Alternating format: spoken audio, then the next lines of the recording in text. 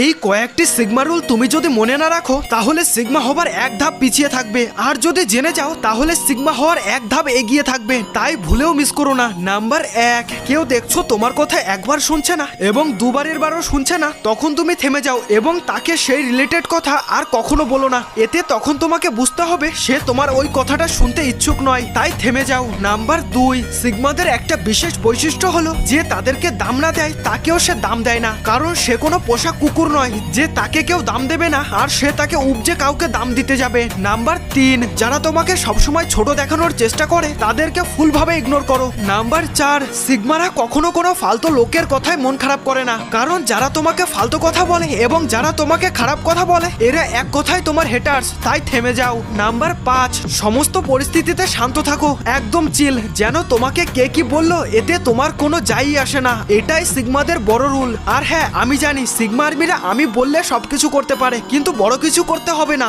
Just একটা like করতে হবে। এটা তো আমাকে বন্ধু ভেবে করাই যায়।